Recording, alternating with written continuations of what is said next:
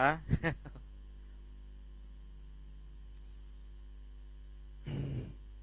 किताब निकाल दो।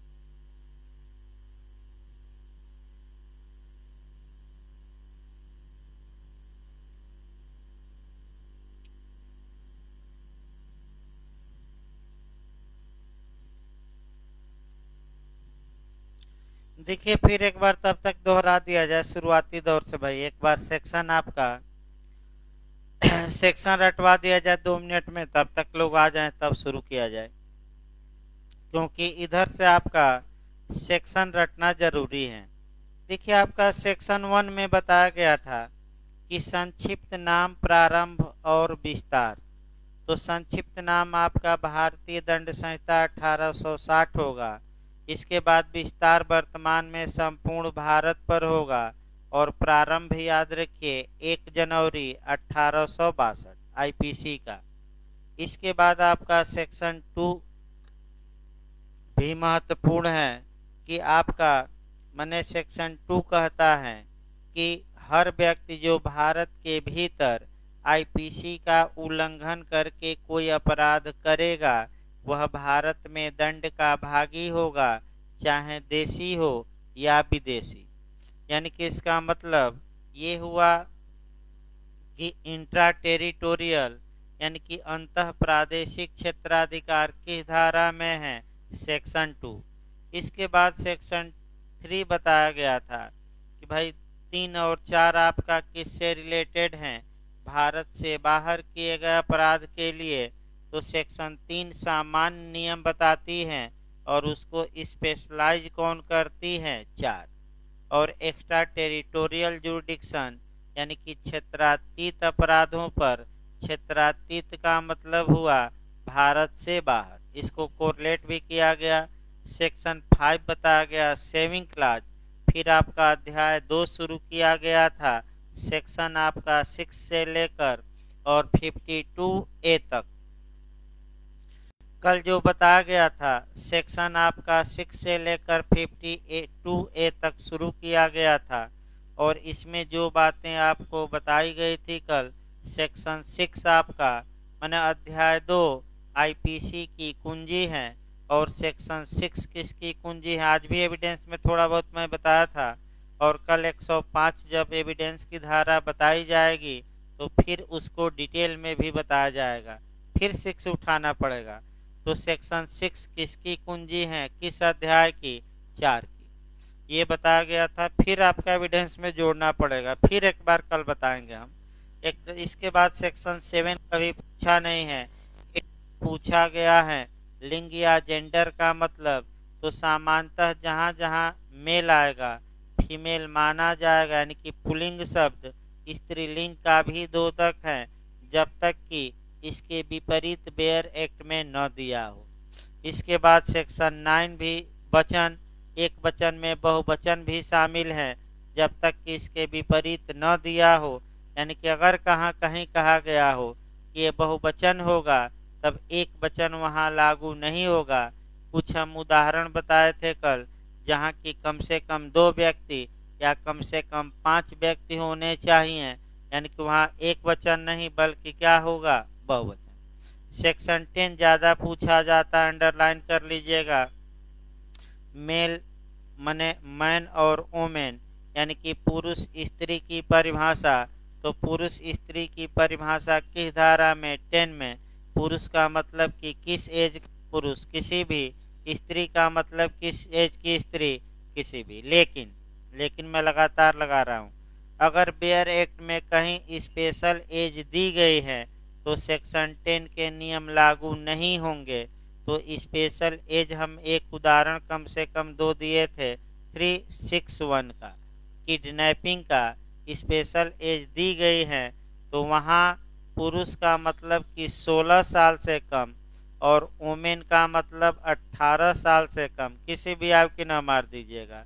न एज दिया रहे कहीं किसी धारा में तो सेक्शन 10, याद रखिए कई बार ये 2-3 बार इस समय रिपीट किया है, एमपी में भी आया था।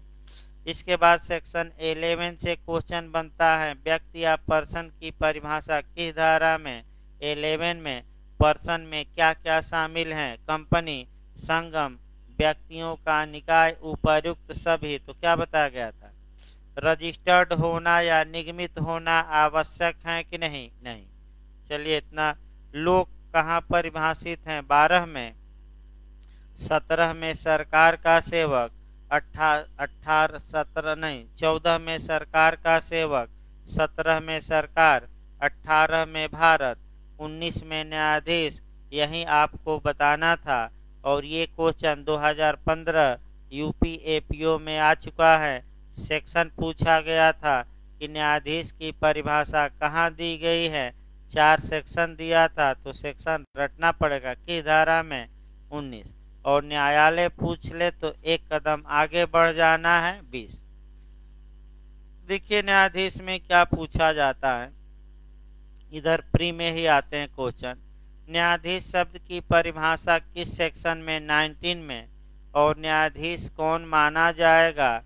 4 दृष्टांत दिए गए हैं और जो दृष्टांत नंबर डी है वह महत्वपूर्ण है और उसी को आपको देखना है। अगला क्वेश्चन, न्यायाधीश में कौन शामिल है? दे देगा मजिस्ट्रेट, न्यायाधीश, दोनों इनमें से कोई नहीं। तो आईपीसी न्यायाधीश में मजिस्ट्रेट को शामिल मानती हैं लेकिन सीआरपीसी नहीं मानती।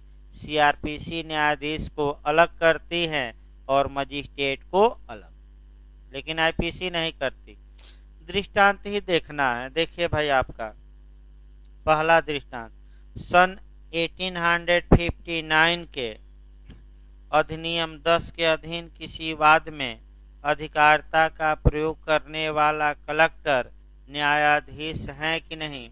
यानी कि अब क्वेश्चन आता है कि कलेक्टर न्यायाधीश माना जाएगा कि नहीं, क्योंकि भू राजस्व के मामलों में उसे शक्ति है निर्णय देने की, तो कलेक्टर भी न्यायाधीश माना जाएगा। कई लोग ये पूछते हैं कि कलेक्टर माना जाएगा कि नहीं? माना जाएगा।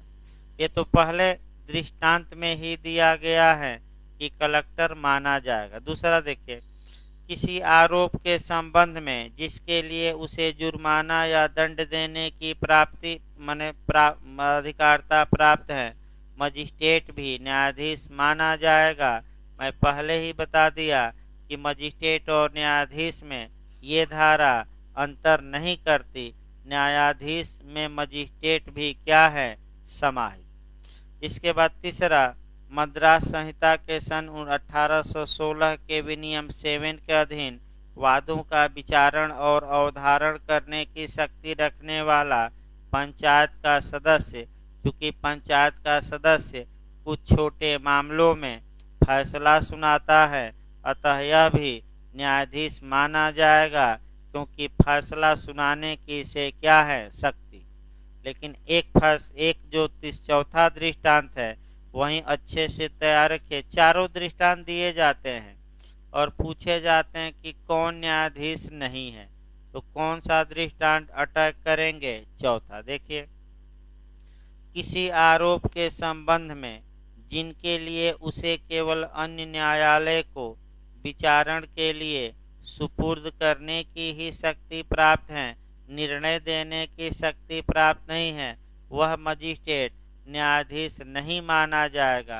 यानी कि केवल कमिटल वह कर सकता है, यानी कि अपराध का संज्ञान लिया और संज्ञान लेकर दूसरे को भेजने का पावर है, लेकिन स्वयं विचारण करके दंड देने का पावर मजिस्ट्रेट को नहीं है, तो वह मजिस्ट्रेट सेक्शन 19 के तहत न्यायाधीश नहीं माना जाएगा। भाई इसको अच्छे से तैयार रखिएगा। और 19 में दृष्टांत नंबर मैं फिर बता दूं कौन सा तैयार करके जाना है, डी। भाई अच्छे से तैयार रखिए, जिसको केवल कमिटल करने का पावर हो। इसके बाद धारा 20 में न्यायालय परिभाषित है, बस सेक्शन याद रखना है, न्यायालय। फिर धारा 21 में पब्लिक सर्वेंट परिभाषित है, लोक सेवक सरकार द्वारा नियुक्त हो भी सकता है, नहीं भी हो सकता, वेतन पा भी सकता है, नहीं भी पा सकता, कोई दिक्कत नहीं। यहाँ से जो क्वेश्चन आपका बनता है वहीं 2-4 क्वेश्चन प्री के लिए सतर्क रहना है। पहला क्वेश्चन ये बनता है कि कितने खंड हैं जिसमें आने वाले व्यक्ति लोक सेवक या पब्लिक सर्वेंट माने जाएंगे।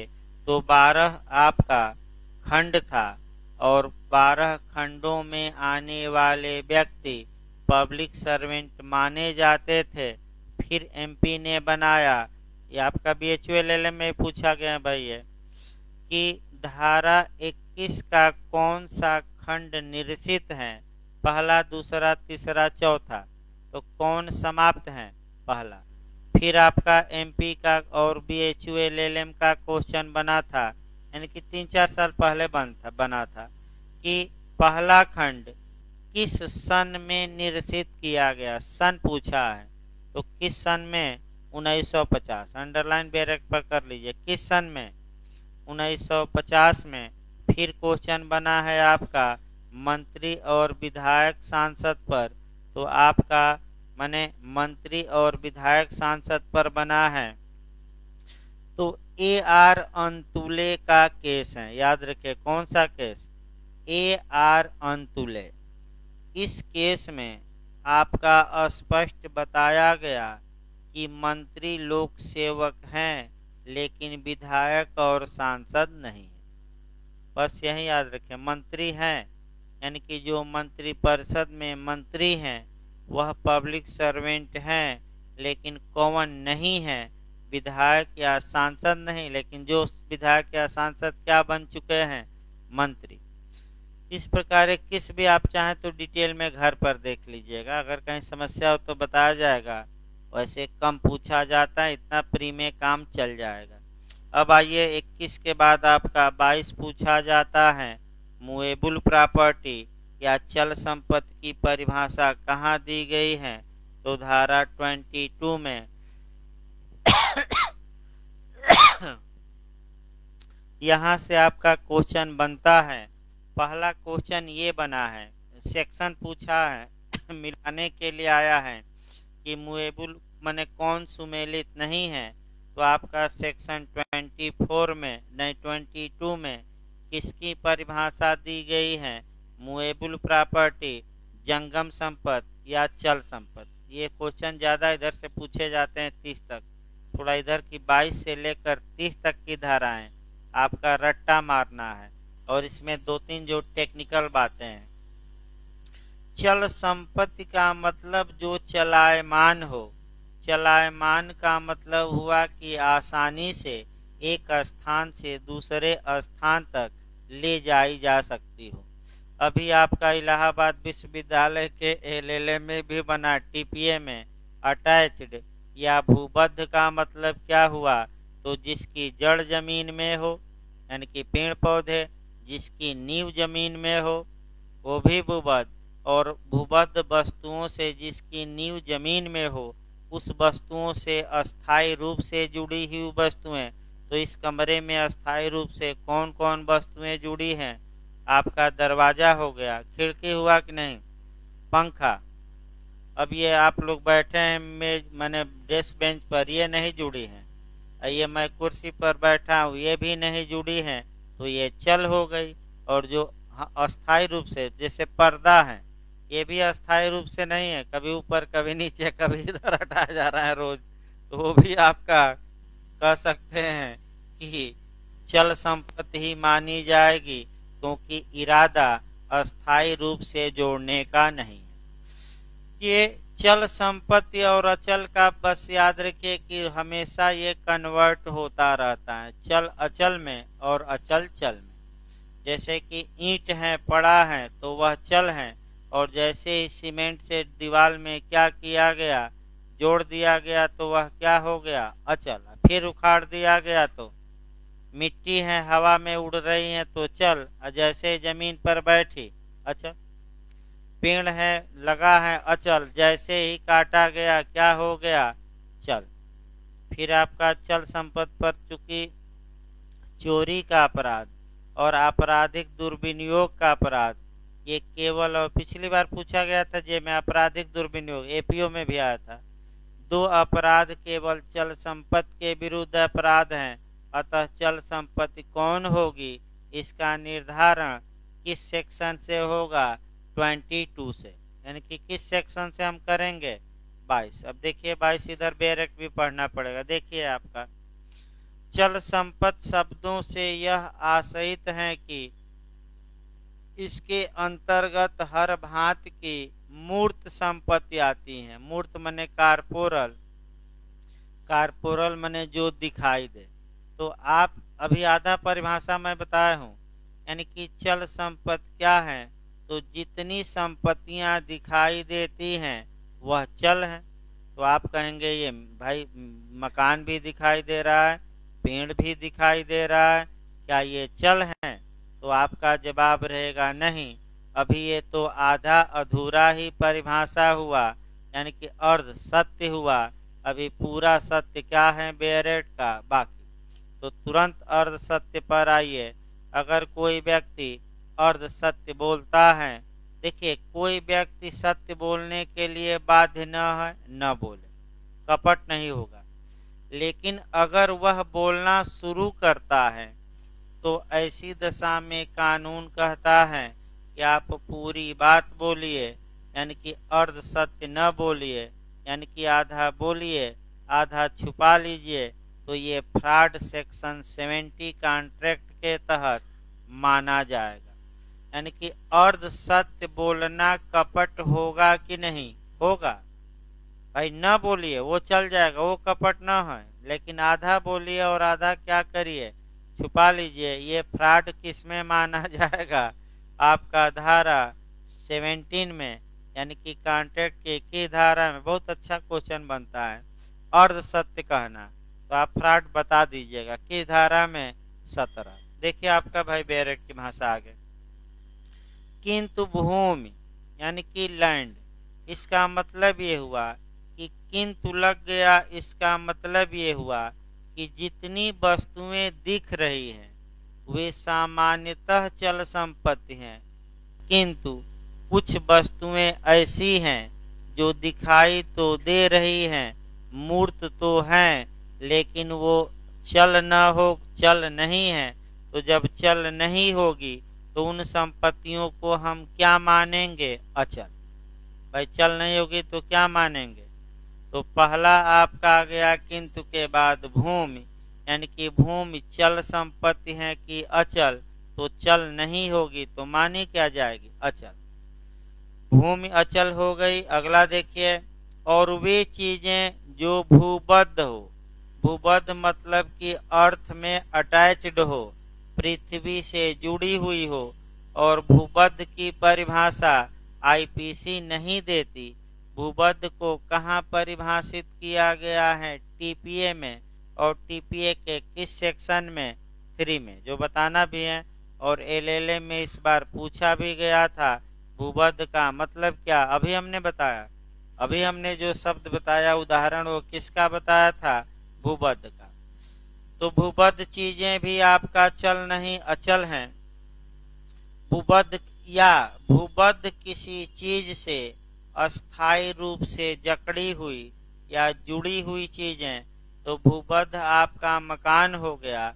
इस मकान से अस्थायी रूप से कौन कौन सी चीजें जुड़ी हैं, दरवाजा हो गया, खिड़की हो गया, फैन हो गया, रोज उतारते और हटाते नहीं हैं। तो लाइट बिजली के तार जो अंदर अंदर या गए हैं, ऊपर वाले भले हटाए जा सकते हैं, अंदर वाला रोज हटा, मैंने कि इरादा ये है कि लंबे समय तक हम क्या करें, इसको बनाए रखें। तो वह भी अब क्या मानी जाएगी, अचल, चल नहीं, क्या मानी जाएगी। तो अब ये जो चल संपत्ति है, अब आइए थोड़ा दो चार कानूनों में। अगर चल संपत्ति है किसी के कब्जे में है और कोई व्यक्ति कब्जेधारी की सम्मति के बिना इस चल संपत्ति को बेईमानी से ले लेने के इरादे से हटाता है, तो वह चोरी का अपराध करता है, क्योंकि चोरी केवल और केवल किस प्रॉपर्टी के विरुद्ध अपराध है? मुएबुल। संपत्ति का रूप बदलिए और जो क्वेश्चन आया है वह देखा जाए। एक पेड़ खड़ा है, अचल संपत्ति है, चोरी का विषय नहीं हो सकता, आधा काटा गया अभी ले जाने के इरादे से। अब इरादा महत्वपूर्ण है यहाँ। अगर इरादा ये हो कि हम इस पेड़ को काट कर ले जाएंगे तो चोरी, और इरादा ये हो कि हम मालिक को पेड़ काट के नुकसान पहुंचा देंगे, ले नहीं जाएंगे, तो कौन सा होगा? रिश्ती। यही पॉइंट पकड़ना है। एक पेड़ लगा है, एक आदमी आधा काटा, तो ये चोरी ले जाने के इरादे से काट रहा है, तो ये चोरी का प्रयास हो गया। पूरा काट दिया, ले नहीं गया, माने लेकिन पृथ्वी से पेड़ पूरी तरह क्या हो गया? अलग। तो चोरी होगा कि चोरी का प्रयास? यही यूपी में पूछा था। मैं देखिए बताया था, मैंने शाम वाले लेक्चर में, सुबह वाले में तो अभी नहीं चला है, कि भारत में रंच मात्र भी संपत्ति को पृथक करना चोरी होगी। तो जब पूरी तरह क्या हुआ? आपका कट गया तो चोरी हो गई, भले न ले गया हो। अब इरादे पर ध्यान देना है। इरादा अगर नुकसान पहुंचाने का था, यानी कि नुकसान, मुस्कान नहीं भाई नुकसान भी बहुत प्रसिद्ध हो गया शब्द, और कई लोग, हम भी नुकसान ही बोलते हैं अब ज्यादा। भाई आदत बनती जा रही है, ये आदत सुधारनी है। हाँ, ये नुकसान माने डैमेज, हानि, डैमेज हो गया, क्षति हो गया, तो ये आपका रिश्ती होगी, और ले जाने का इरादा था तो चोरी। इस प्रकार आप कहा आपराधिक दुर्विनियोग का भी अपराध केवल चल संपत्ति के प्रति होता है। पड़ा हुआ माल पाना, बिना मालिक को खोजे यूज कर लेना, मिसयूज कर लेना, ये कौन सा अपराध होगा? आपराधिक दुर्विनियोग 403। अगला देखिए सेक्शन 23, सदोष अभिलाभ सदोष हानि, यानी कि रांगफुल गेन और रांगफुल लॉस। सदोष न जिसको समझ में आए वह लिख ले गलत तरीके से। सदोष का न आए डायरेक्ट में तो आप लिख सकते हैं सदोष अभिलाभ का मतलब गलत तरीके से लाभ प्राप्त करना, और सदोष हानि का मतलब गलत तरीके से नुकसान पहुंचाना। किस तरीके से, सही कि गलत? तो आइए, दो तरीका होता है नुकसान पहुंचाने का, एक सही तरीका, एक गलत तरीका। मान लीजिए कि सही तरीका क्या है? न्यायालय ने आदेश दिया, उस आदेश के पालन में किसी व्यक्ति की संपत्ति को कुर्क कर ली गई, संपत्ति से उसे वंचित कर दिया गया, नुकसान पहुंचा, लेकिन सही तरीके से कि गलत? सही। और जाकर जबरदस्ती तोड़ दीजिए, मकान उकान संपत्ति छीन लीजिए तो गलत। यानी कि कानून की प्रक्रिया अपना कर करिए तो सही। जैसे कि मृत्यु दंड में भी नुकसान पहुंचा दिया जाए। एक जल्लाद आता है, न्यायालय के निर्णय के अनुसरण में कैदी को फांसी पर लटका देता है, नुकसान पहुंचाया, कैदी को जान ही ले लिया, तो ये जो नुकसान पहुंचाया और मृत्यु कारित किया, ये मृत्यु वैध मानी जाएगी कि अवैध? वैध, क्योंकि कानून द्वारा क्या है? समर्थित। और ऐसे ही लटका दे बिना न्यायालय के निर्णय के, तो ये आपका अवैध मानी जाएगी। ये सब भी याद रखना, आगे भी बताएंगे। देखिए आगे भाई, सदोष अभिलाभ की अब परिभाषा देखी जाए। देखिए, जो आपका परिभाषा दी गई है थोड़ा कठिन है। कठिन इस बात से है कि शब्दों का जाल है, और जो वो शब्दों का जाल है वही जाल तोड़ना है, और क्या शब्द एकदम बेरेट की भाषा को कवर भी करना है। मैंने थोड़ा बहुत उलझाऊ जरूर लिखा है, लेकिन आपका सदोष अभिलाभ और सदोष हानि का पहले बेरेक तब एक उदाहरण हम बताते हैं। देखिए, सदोष अभिलाभ विधि विरुद्ध साधनों द्वारा ऐसी संपत्ति का अभिलाभ है जिसका वैध रूप से हकदार अभिलाभ प्राप्त करने वाला व्यक्ति न हो। देखिए, अब शब्द उलझाया है केवल। देखिए एक बार फिर,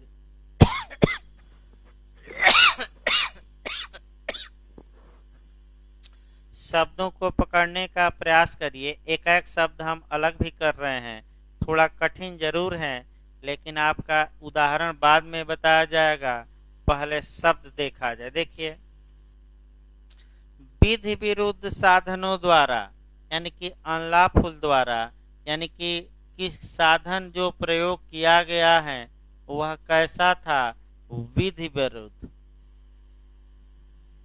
इसका मतलब ये हुआ कि जो साधन किसी व्यक्ति ने यूज किया है लाभ या बेनिफिट के लिए, वह साधन वैध न होकर अवैध है। एक लाइन में, विधि विरुद्ध साधनों द्वारा ऐसी संपत्ति का अभिलाभ है, यानी कि किसी व्यक्ति ने ऐसी संपत्ति यानी कि ऐसी संपत्ति में क्या प्राप्त किया है? अभिलाभ प्राप्त किया है। तो कैसी संपत्ति में अभिलाभ प्राप्त किया है? जिसका वैध रूप से हकदार अभिलाभ प्राप्त करने वाला व्यक्ति न हो। इसका मतलब ये हुआ कि कोई ऐसा व्यक्ति था जो वैध रूप से उस संपत्ति का क्या था? हकदार। यानी कि कोई ऐसा व्यक्ति होना चाहिए जो वैध रूप से हकदार हो, और आपका जिस व्यक्ति ने आपका संपत्ति में लाभ पाया वह वैध रूप से हकदार था कि नहीं? तो वह हकदार नहीं था।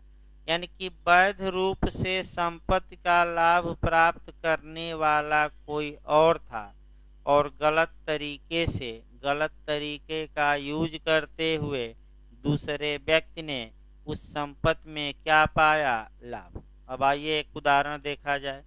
ब्रेड वाला उदाहरण देखिए। ए एक ब्रेड रखा है, ध्यान से समझिएगा, और बी इस ब्रेड की चोरी करता है। चोरी करके ले जाकर 10 रुपया में ब्रेड बेच देता है और बी 10 रुपया कमा लेता है। अब शब्दों को आपको पकड़ना पड़ेगा।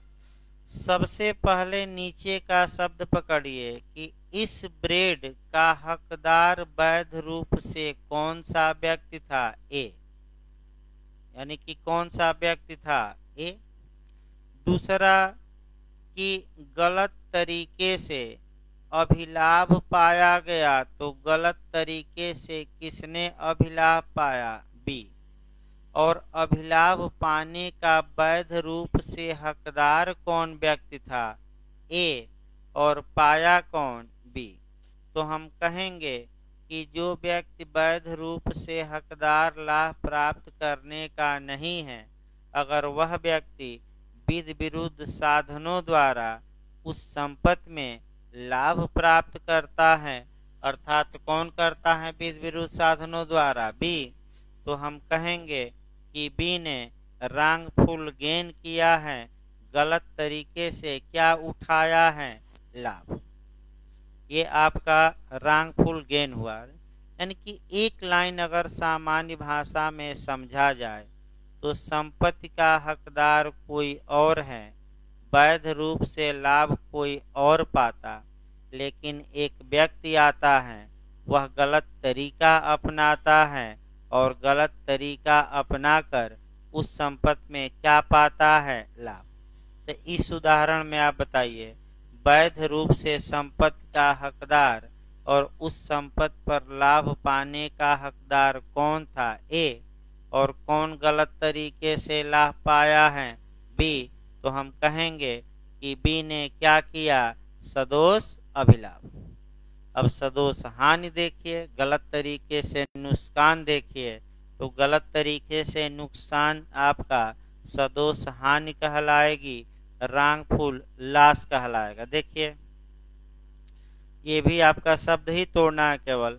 सदोष हानि विधि विरुद्ध साधनों द्वारा ऐसी संपत्ति की हानि है जिसका वैध रूप से हकदार हानि उठाने वाला व्यक्ति हो।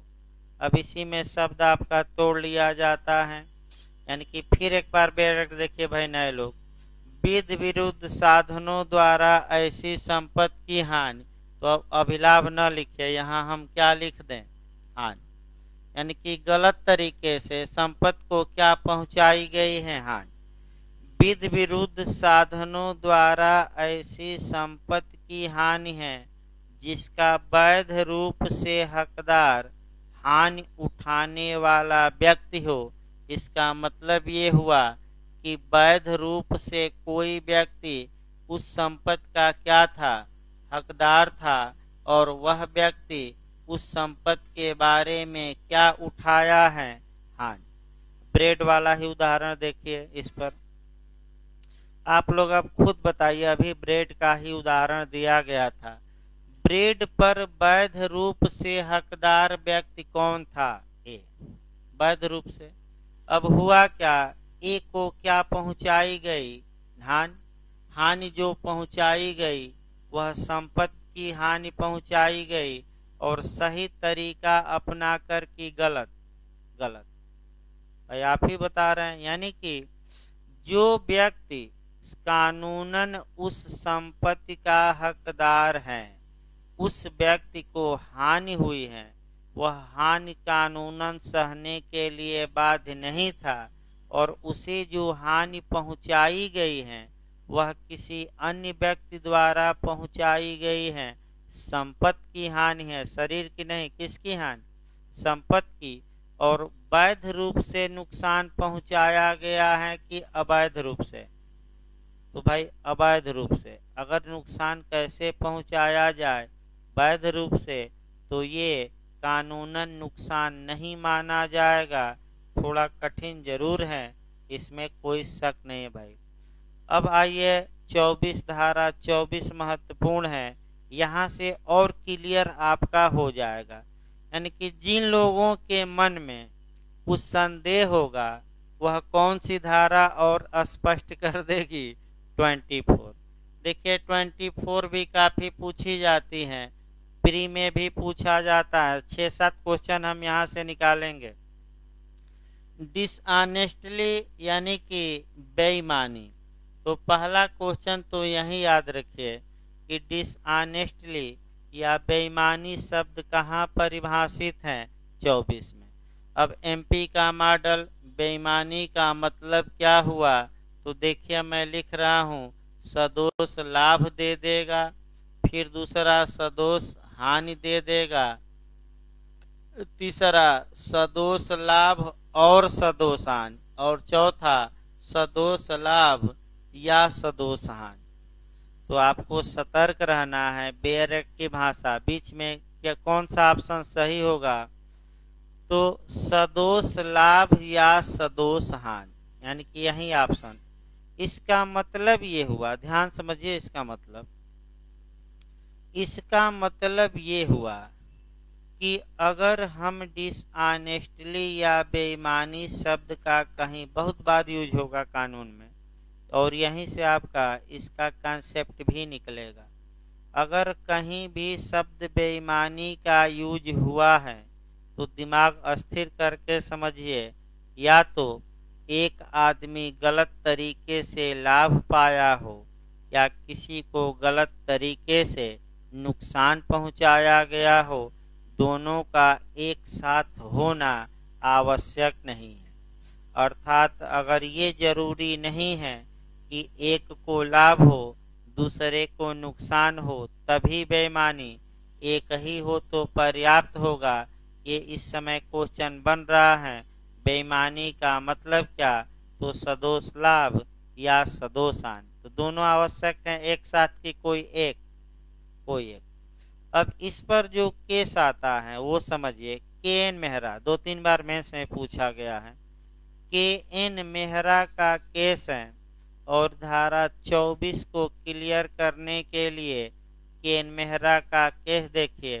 केन मेहरा के केस में ये हुआ कि केन मेहरा भारत सरकार के जहाज को उड़ाकर पाकिस्तान ले गया। पाकिस्तानी सरकार ने जहाज जब्त कर ली, केन मेहरा को वापस भारत कर दिया। सरकार ने भारत सरकार की जहाज चोरी के लिए केन मेहरा पर मुकदमा चलाया। अब बेईमानी आपका साबित करनी थी। अब चोर कह रहा था केन मेहरा कि हजूर, बेईमानी के लिए ये आवश्यक है कि हमें कुछ लाभ हुआ हो और सरकार को कुछ नुकसान हुआ हो। और सरकार के वकील कह रहे थे कि हजूर, बीच में या लिखा है, इसका मतलब कि भले ही जिसकी संपत्ति कोई हानि न हुई हो, माने जिसकी संपत्ति उसे हानि हुई हो, अभियुक्त को कोई लाभ नहीं पहुंचा हो, फिर भी बेईमानी मानी जाएगी। यानी कि इसका मतलब ये हुआ कि अभियुक्त को अवैध रूप से एक पैसे का बेनिफिट न हुआ हो, लेकिन जिसकी संपत्ति उसे क्या पहुंचा हो, नुकसान। तो ऐसी दशा में आपका बेईमानी मानी जाएगी, क्योंकि दोनों का एक साथ होना आवश्यक नहीं है। सुप्रीम कोर्ट ने निर्णय दिया कि बेईमानी के लिए एक ही आवश्यक है, या तो सदोष लाभ या सदोष हानि, दोनों का एक साथ होना आवश्यक नहीं है, क्योंकि बीच में कौन सा शब्द लिखा गया है, या। इस उदाहरण में देखिए किसको, सरकार को नुकसान पहुंचाया गया गलत तरीके से, जहाज मिला नहीं। केन मेहरा जो अभियुक्त था उसको एक पाई का भी लाभ नहीं हुआ। यानी कि इस उदाहरण में सदोष अभिलाभ नहीं था, लेकिन सदोष हानि थी। तो बताइए, दोनों होना चाहिए कि एक ही पर्याप्त है? एक। क्या चोर को कुछ लाभ हो तभी चोरी होगी? नहीं। मालिक को क्या पहुंचा दिया हो नुकसान, तब भी चोरी। और सबसे अच्छा उदाहरण केन मेहरा का है। अब ये जो बेईमानी का इरादा है, इसको दो एंगल से और देखना है। अगर संपत्ति हटाते समय बेईमानी का इरादा हो तो यह थेफ्ट या चोरी होगा, और अगर संपत्ति हटाते समय बेईमानी का इरादा न हो तो वह बाद में हो जाए तो आपराधिक दुर्विनियोग का अपराध होगा। पिछली बार यूपीजे में ये क्वेश्चन बना था कि आपराधिक दुर्विनियोग में पश्चातवर्ती आशय किसका होता है? बेईमानी का। तत्कालिक की पश्चातवर्ती? अब इस पर दो उदाहरण हमें देखना है ताकि दोनों क्लियर हो। अब याद रखिए, बेईमानी का मतलब कि या तो सदोष लाभ या सदोष हानि। यानी कि चोर को या तो कुछ लाभ हो और जिसकी संपत्ति उसको नुकसान न हो, तब भी बेईमानी। और अगर जिसकी संपत्ति उसको नुकसान पहुंचे, चोर को कोई लाभ न हो, तब भी हम क्या कहेंगे? बेईमानी। अब ये नहीं कि लाभ एक को हो और एक को हानि, ये आवश्यक नहीं है। दिमाग में बैठा लीजिएगा। अगला देखा जाए। ये क्वेश्चन बार बार आपका अटैक कर रहा है और कम से कम रट्टा मार कर जाइएगा। ये व्यक्ति एक मंदिर में गया दर्शन करने, फोन आ गया तत्काल, और तत्काल अपना निकला और देखा कि ये हमारा चप्पल नहीं है। उसी समय दूसरे का चप्पल नया था, पहन कर निकल गया। तो जिस समय वह किसी का चप्पल उठा रहा था, उसी समय उसके मन में क्या थी? बेईमानी। तो चोरी माना जाए। लेकिन देखा नहीं, दूसरे का चप्पल पहन कर चला गया। जब 2 घंटे बाद घर गया तो तब उसे होश आया कि हम तो दूसरे का चप्पल ही उठा लाए हैं। तब मन में बेईमानी आई कि हमारा चप्पल तो टूटा था, ये तो नया है, अब वापस नहीं करेंगे, न चप्पल वाले को खोजेंगे। तो कौन सा अपराध किया? चोरी किया, आपराधिक दुर्विनियोग। क्यों आपराधिक दुर्विनियोग किया? क्योंकि जो ये 24 वाला बेईमानी हम बता रहे हैं, ये क्या संपत्ति हटाते समय था कि नहीं? नहीं। कब आया? बाद में। चलिए एकदम ऐसे भाई तैयार रखिए। अब धीरे धीरे माहौल बना रहे हैं आप लोग नए लोग, और ऐसे ही अगर 2-3 माह माहौल बनाए रखेंगे तो किसी भी हाल में आपका कंपटीशन रुकने वाला नहीं है। बस ये है कि भाई रिवीजन करते रहिए, बैठिए ना, बैठ जाएंगे छोड़ देंगे तो सब कुछ भूल जाएगा। और कंपटीशन आसान न समझिए भाई, सभी पढ़ रहे हैं और आपको 2 कदम उनसे क्या रहना पड़ेगा आगे। इस बार भाई पहले ही जे आने से पहले सिलेबस खत्म हुआ रहेगा, चांस है, क्योंकि 2-3 सब्जेक्ट और बचे हैं जे का। तो ऐसी दशा में जब क्रैश कोर्स अलग से लगेगा 1-1.5 घंटा, तब उसमें आपको और अच्छा लगेगा, और उसी में क्वेश्चन वाइज क्वेश्चन, सिद्धांत और तमाम चीज़ें हम बताएंगे। यानी कि किसी का रुके न, पहली वरीयता ये देना है। तो देखिए आपका 24 के बाद 25 आ जाइए। 25 भी पूछी जाती हैं कपट पूर्वक। यानी कि कपट पूर्वक का मतलब क्या हुआ? तो अगर कोई बात कोई व्यक्ति कपट पूर्वक करता है, अगर वह प्रवंचना देने के आशय से करता है, प्रवंचना माने धोखा देने के आशय से, अब यहाँ सतर्क रहना है। यानी कि अगर कोई व्यक्ति कोई कार्य करता है और उसका इंटेंशन है कि वह दूसरे को धोखा दे दे, तो हम कहेंगे कि वह कपट पूर्वक कार्य किया है। अगर धोखा देने का इरादा नहीं था और धोखा हो गया, तब ये कपट नहीं कहा जाएगा। दिमाग बैठा रही है। धोखा देने का इरादा नहीं था, धोखा हो गया, तो क्या ये फ्रॉड माना जाएगा कि नहीं? नहीं, तो नहीं माना जाएगा।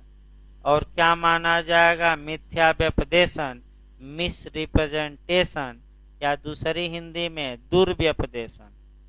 फिर एक बार समझिए। ए देखिए ध्यान से भाई, आपका ए बी से देख, आपका कोई उदाहरण लिया जाए। अच्छा भाई, दोनों पर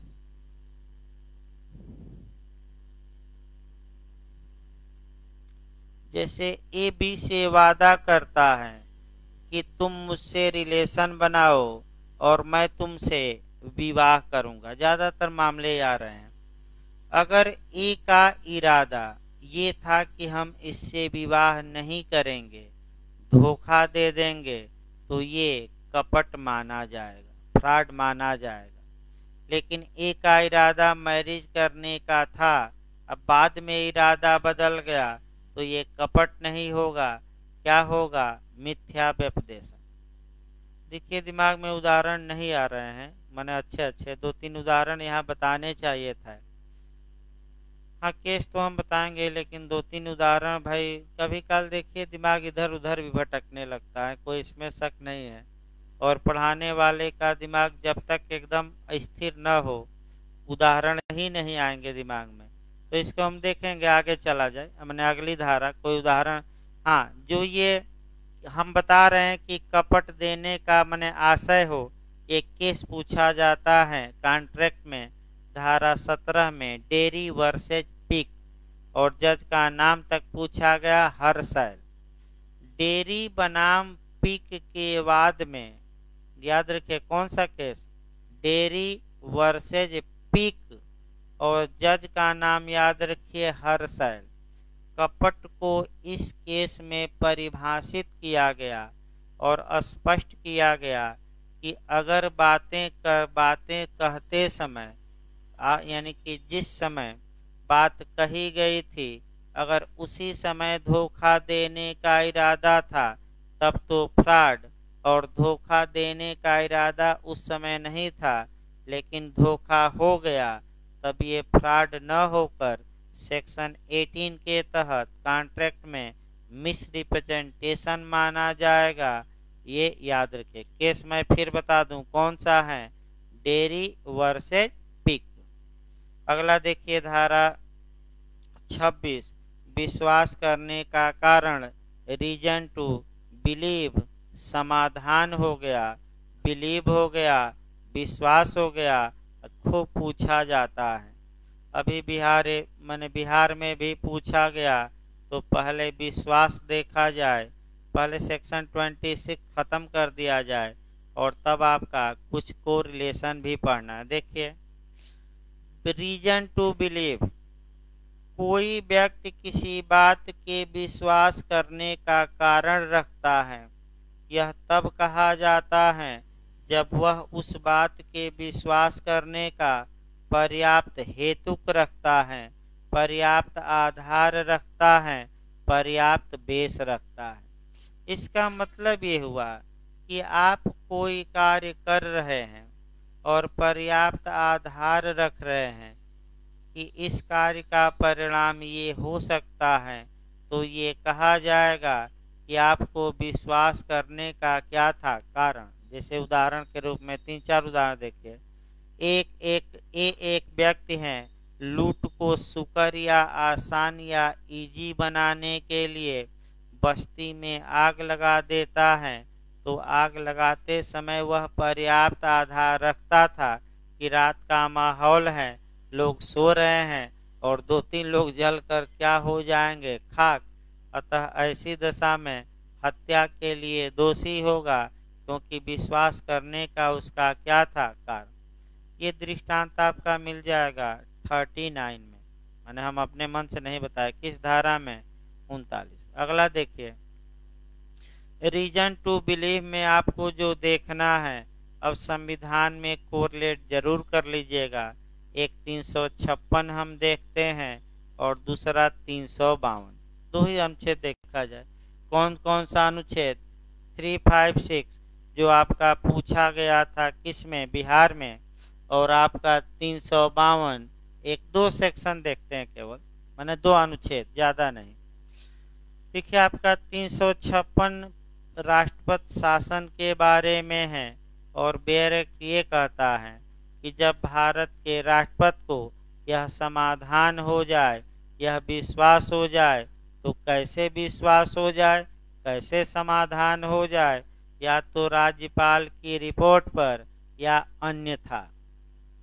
तो आपका ये पूछा गया था बिहार में कि किसी राज्य में राष्ट्रपति शासन किसकी रिपोर्ट पर लगाया जाता है, राज्यपाल के कि हाई कोर्ट की, सुप्रीम कोर्ट के? राज्यपाल के। किसकी रिपोर्ट?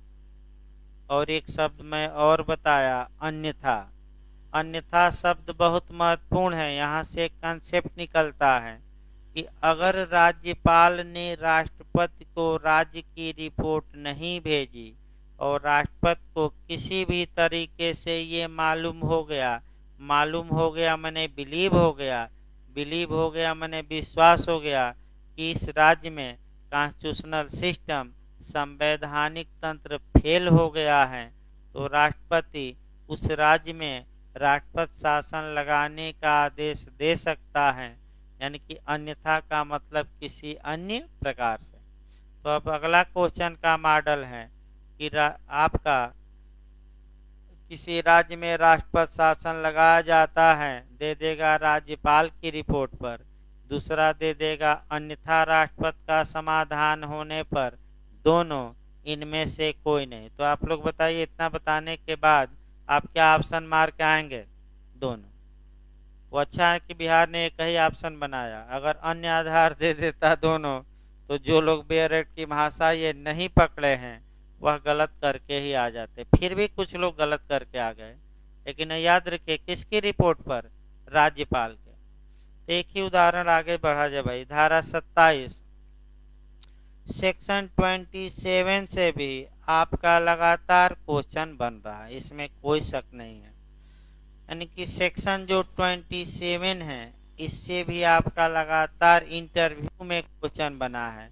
पहले तो पोजेशन देखा जाता है और कब्जा में जब एविडेंस की धारा 110 बताऊंगा तो आईपीसी की धारा वहां 27 भी जोड़नी पड़ेगी, क्योंकि एविडेंस में आज ही बताया गया कि कब्जा स्वामित्व का प्रथम दृष्टया साक्ष्य होता है।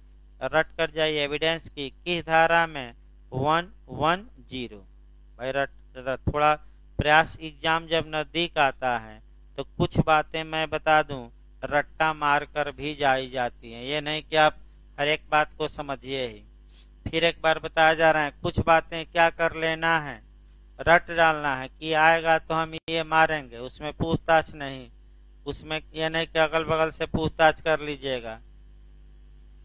और मैं फिर बता दूं, पूछताछ न करिएगा। देखिए आगे भाई आपका 27। 27 जब भी पढ़िए आपका पोजीशन को उठाकर पढ़ना है, उतना लंबा हम नहीं चलेंगे क्योंकि आपका एविडेंस में हम थोड़ा बता देंगे डिटेल में। एक होता है अव्यवहित कब्जा और एक व्यवहित। इंग्लिश में इसे बता दें, बहुत आसान है। अव्यवहित यानी कि आपका इमीडिएट और व्यवहित को मीडिएट कहते हैं। इमीडिएट यानी कि अव्यवहित मने तात्कालिक, बहुत आसान है। तात्कालिक मने निकटवर्ती, निकटवर्ती मने समीपवर्ती, समीपवर्ती मने पास में। जैसे ये में पेन है, ये मेरे हाथ में है तो मेरे समीप है, तो इस पर मेरा कब्जा कैसा हो गया? अब अगर पेन हम किसी दूसरे को दे दें, कहें कि हमारे लिए रखे रहो, तो उस दूसरे के माध्यम से हम पेन पर कब्जा बनाएंगे तो वह कौन हो जाएगा? मीडिएट। अब मीडिएट की हिंदी बता दें। मीडिएट मने दूरवर्ती, दूरवर्ती का मतलब मध्यवर्ती या आपका अव्यवहित। हिंदी में देखिए, नहीं व्यवहित, हिंदी में शुद्ध वाक्य है व्यवहित और आसान भाषा में दूरवर्ती। दूरवर्ती या मध्यवर्ती, मीडिएट, याद रखिएगा। अब किस कब्जे में व्यक्ति कब माने किस, ये जो जे में पूछा है आपका दूसरों के माध्यम से प्राप्त कब्जे को क्या कहते हैं? बताइए। अब दूसरे के माध्यम से मीडिएट, तो हिंदी में हाँ व्यवहित, सही बता रहे हैं भाई, यही पकड़ना है। और स्वयं आपके पास कब्जा है तो हम क्या कहेंगे? व्यवहित।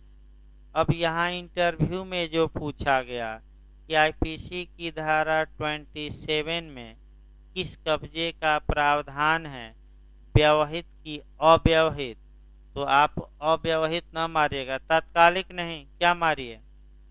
मीडिएट का मतलब हुआ कि कब्जा किसी दूसरे के पास है लेकिन कानूनन उस वस्तु पर कब्जा किसी दूसरे का माना जाएगा। तो इसमें जो क्वेश्चन बेरक नहीं शुरू हुआ, अभी सामान्य बातें, जो क्वेश्चन झारखंड इत्यादि में बन रहा है वह आपका मालिक और नौकर पर बन रहा है। शाम को भी बताया गया था कि ये एक मालिक है, एक प्लेट आपका अपने सेवक बी को देख रेख के लिए न्यस्त करता है। देख रेख जैसे ही शब्द आया, इसका मतलब ये हुआ कि भले ही मालिक ने कब्जा प्लेट का किसको दिया हो? बी को, लेकिन कानूनन कब्जा किसका है? ए का। तो तात्कालिक कब्जा किसका है? बी का।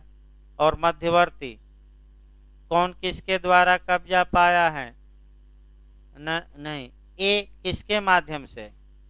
फिर एक बार समझिए, अगर कोई व्यक्ति किसी वस्तु पर दूसरे के माध्यम से कब्जा रखता है, उसी कब्जे को व्यवहित या मीडिएट या आपका मध्यवर्ती या दूरवर्ती कब्जा कहा जाता है। तो सेक्शन 27 किस कब्जे से संबंधित है? व्यवहित की अव्यवहित? व्यवहित। यानी कि सेक्शन 27 में आपका जो कंसेप्ट मिलेगा वह ये मिलेगा कि कब्जा किसी अन्य के पास है लेकिन कानूनन कब्जा किसी और का माना जाएगा। तो ये कल हम बताएंगे डिटेल में 27, यानी कि कल आपका 27, 28, 29, 30, फिर आपका छोटी छोटी धाराएं 2-2 मिनट प्रयास करेंगे रोज इधर आपका 15-15 बाई 20 धारा खींचे, क्योंकि इधर आपका 2-3 दिन में खींचा जा सकता है, यानी कि 75 तक शनिवार तक निकाला जा सकता है। अगर 75 तक हो गया तो काफी बड़ा काम हो जाएगा। इसको कल अब बताया जाए। कल भाई 9 बजे से क्लास चलेगा, फिर एक बार सूचना दिया जाए। हाँ, 9 बजे से क्लास शुरू हो जाएगा, क्योंकि इंग्लिश की क्लास, जीएस की क्लास अभी रोक दी गई है। कल कुछ हमें व्यस्तता हो गई, 12 बज गया, मैसेज में नहीं कर पाया कि जीएस की क्लास नहीं चलेगी, इसके लिए भाई हमें भी खेद है, क्योंकि नहीं जीएस की क्लास